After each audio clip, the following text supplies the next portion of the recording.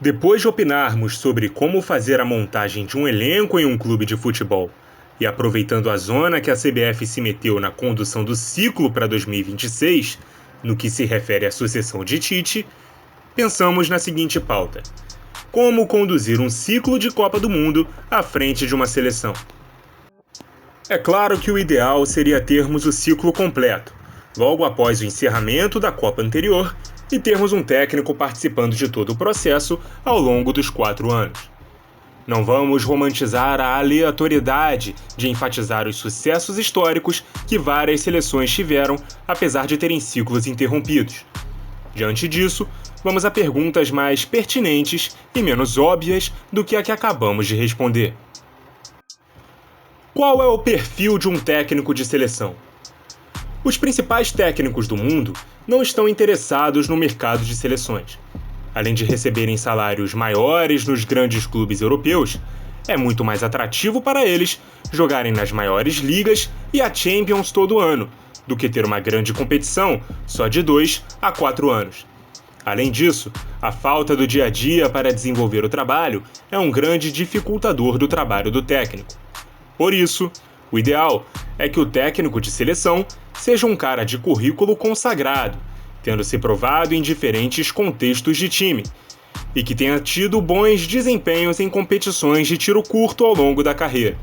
Se for o caso de um técnico do mais alto nível, ajuda se ele estiver numa idade mais avançada, estando mais próximo do fim do que do auge da carreira, por conta dos motivos listados no início. Por onde começar a montagem do elenco? Todo time tem jogadores que serão convocados ou que serão até titulares independentemente de boa ou má fase. Esses jogadores normalmente representam uma base de escalação e o time deve ser desenhado ao redor desses caras. Por isso, o ideal não é impor um estilo e convocar quem melhor se encaixa nele, mas encontrar um estilo que se encaixa melhor com as principais peças. Por que não se deve convocar apenas por momento? Uma vez que esse estilo seja encontrado, sim, a convocação deve ser feita com jogadores que melhor se encaixam nas demandas do time. Por isso, nem sempre convocar por momento é o mais correto.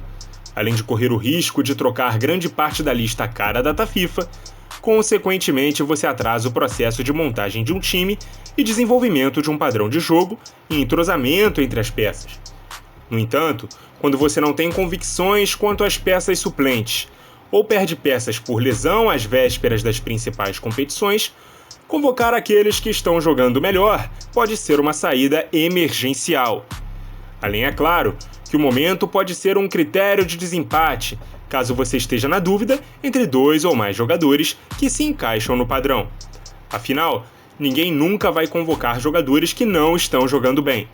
O errado aqui é desconsiderar um cara que esteja bem dentro do contexto que a seleção joga para passar a convocar um que esteja jogando até melhor, mas não se encaixa nesse mesmo contexto.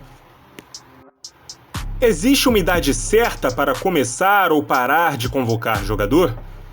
Essa pergunta vem à tona principalmente quando lidamos com renovações em inícios de ciclo.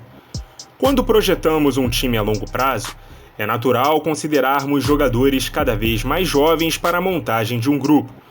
No entanto, sempre é válido lembrar que seleção não é lugar de desenvolver jogadores. Quem faz isso é o clube. Portanto, seleção é lugar de jogadores prontos, de preferência titulares em suas equipes. Não adianta convocar um jovem que mal joga no seu clube por ele ser promissor. Ele tem que chegar na seleção pronto para dar conta do recado. Ao mesmo tempo, se você não vislumbra a continuidade de um jogador a longo prazo dentro do ciclo por conta da idade mais avançada de um atleta e há outros jogadores em bom nível com menos idade, é chegada a hora de deixar de convocar este veterano pensando em um período mais longo de aproveitamento. E afinal, há algum problema em ter técnico estrangeiro numa seleção? Estamos vivendo esta polêmica no Brasil, quando concluímos que para darmos um passo adiante, teríamos que buscar um técnico não brasileiro. Isso aconteceu quando o nosso melhor profissional nativo deixou o cargo após 6 anos e 2 Copas do Mundo. Houve o entendimento de que não seria legal apostar em algum técnico de nível mais baixo que o anterior. Portanto, a CBF não foi atrás apenas de um estrangeiro, mas de um técnico de primeira prateleira dentro do perfil que a seleção demanda. Por isso, nomes como Pep Guardiola não foram procurados. O mesmo chegou até mesmo a dizer que a seleção brasileira deve ser treinada por um treinador brasileiro. No mundo real, é verdade, teria sim. Porém, como já dissemos, o mercado de seleções não é o mais atrativo para os principais nomes em atividade. Em outro momento do futebol brasileiro, em que a seleção era formada pelos melhores jogadores que atuavam nos grandes clubes do país, fazia sentido que o melhor técnico brasileiro comandasse esses atletas. Com a globalização do futebol, onde os clubes europeus se tornaram seleções multinacionais e os melhores jogadores brasileiros estão nos clubes de lá, há claramente uma queda de qualidade quando comparamos quem os comanda nas datas FIFA com quem os comandam semanalmente. Até porque o grande debate do futebol brasileiro é sobre como paramos no tempo e parecemos desatualizados taticamente em relação à nata do futebol mundial.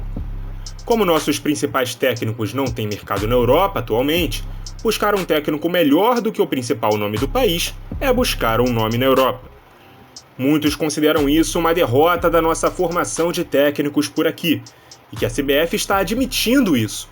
Mas no lugar de ficarem preocupados com reserva de mercado, nossos treinadores precisam se aperfeiçoar, não se submeter às loucuras que são feitas no mercado interno, procurar fazer os principais cursos e deixar de se acomodar com as próprias glórias conquistadas no passado.